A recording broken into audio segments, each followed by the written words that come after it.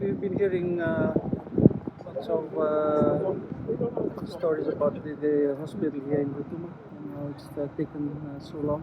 I just was curious to see what the issue was, and just want to see how our ministry, Rural and Maritime Development, can maybe help to get things moving along.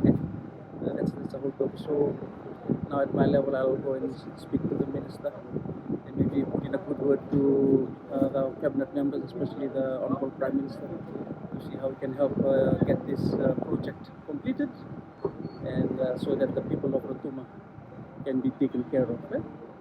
As far as the medical program is concerned, because at the moment they're being looked after, being treated in the temporary facilities, and I believe that it's not the optimum kind of treatment that we can give. So I think we want to treat everybody well here in Fiji, especially in this day and age.